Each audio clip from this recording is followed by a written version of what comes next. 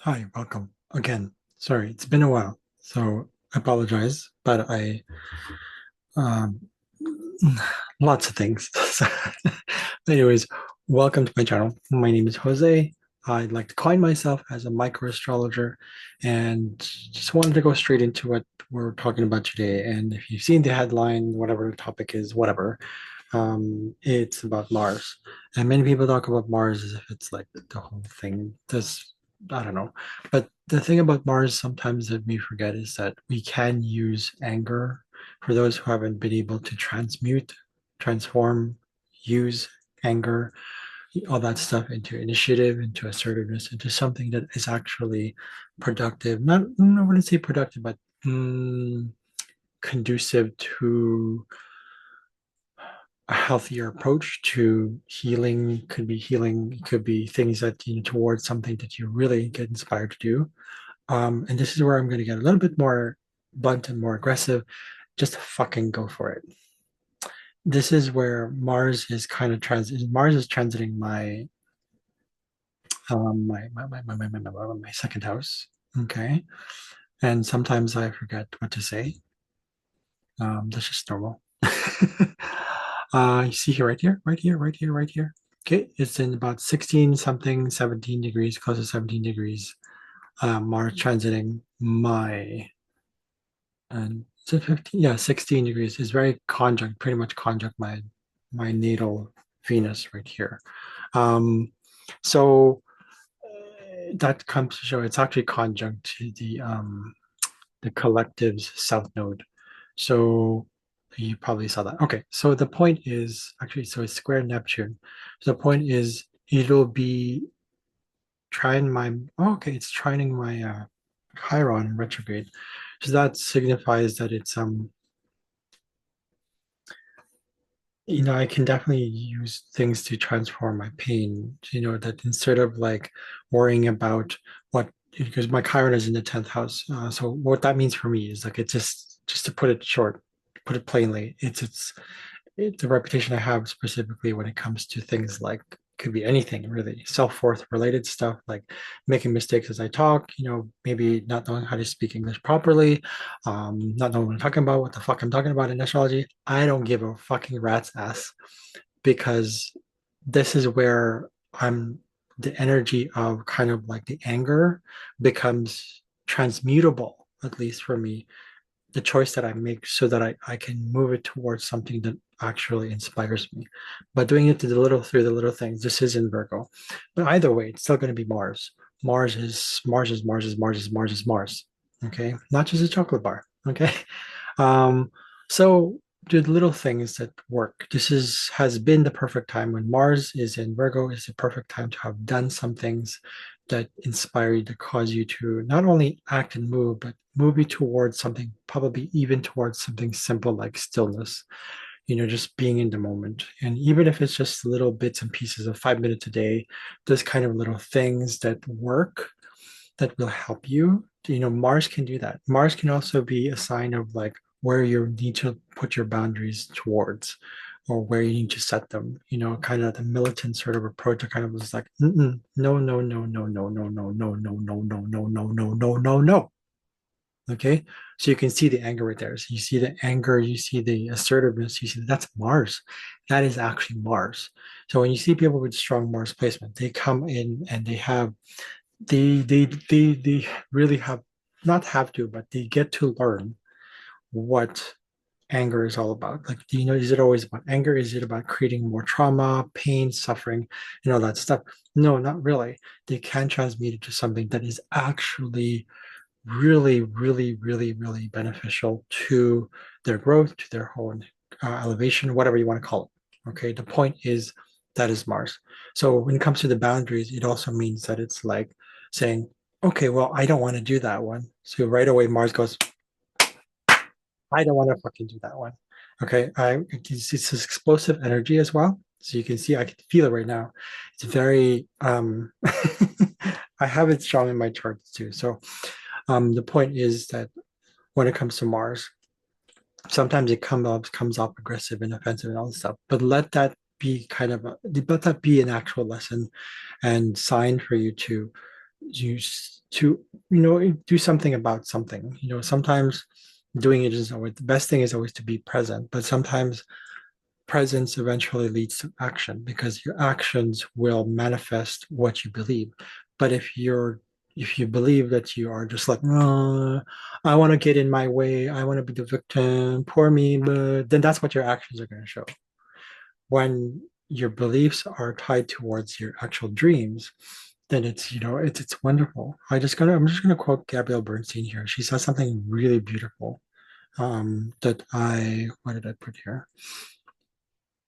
What did I get here? Here, she said, your dreams wouldn't be placed in your heart if they weren't meant for you. Let me repeat that. Your dreams wouldn't be placed in your heart if they weren't meant for you. That's what Gabrielle Bernstein said. I love it. It's just like the whole like, oh wow.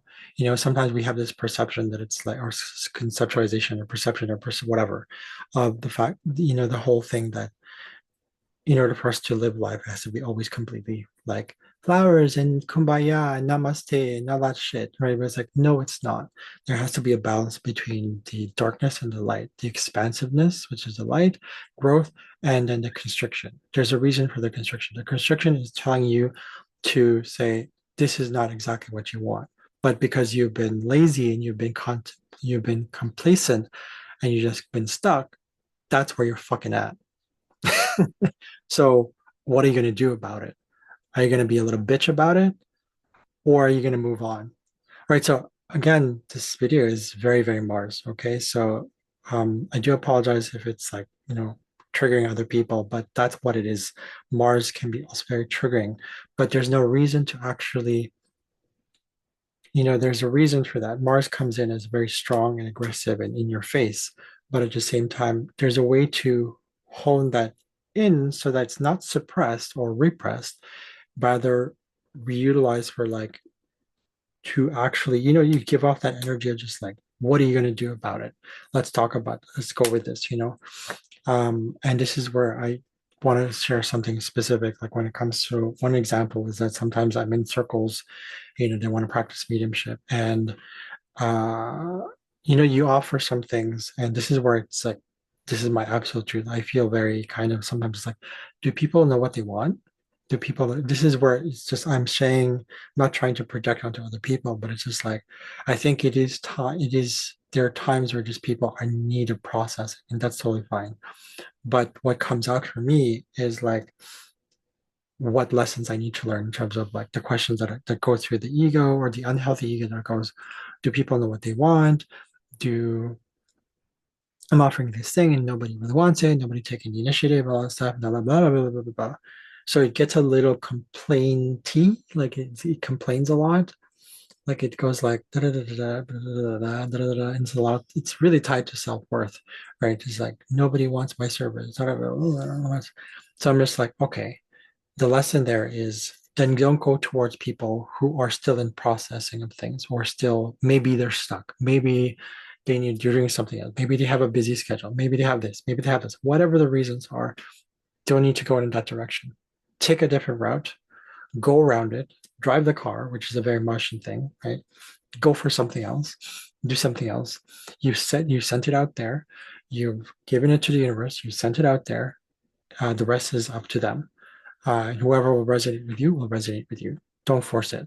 That's where Mars becomes oppressive, tyrannical, and all that shit, right? It jumps into kind of like a Plutonian thing as well. Pluto is a higher vibration of Mars. So that's my point. So Mars can be reutilized. It can be reformed.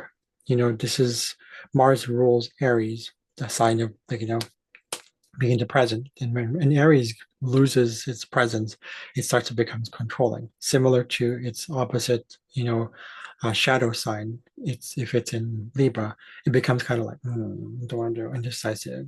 Just kind of this vacillating kind of like thing, right? Similar to Pisces, right? So the point is that we have a choice. There's always a choice.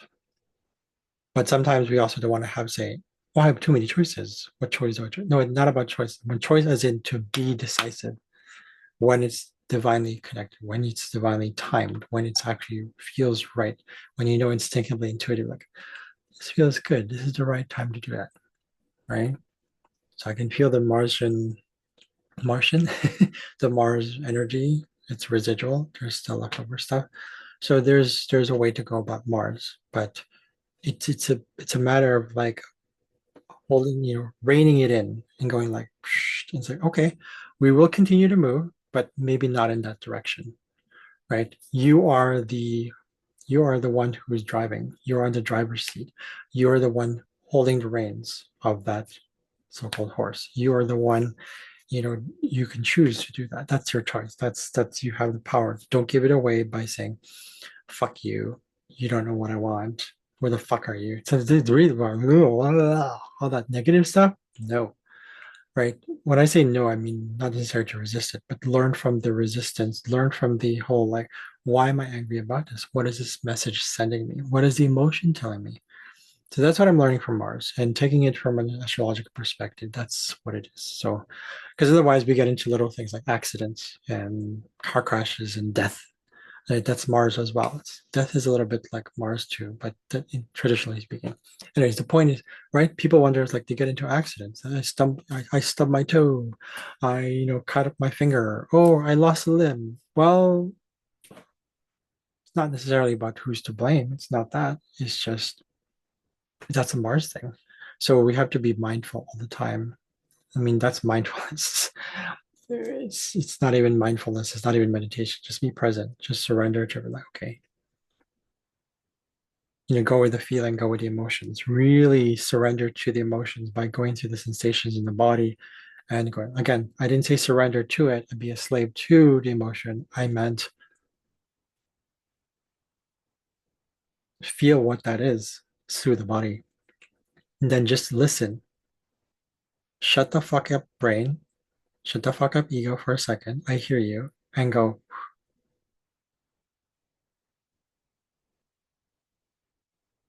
right? So there you go.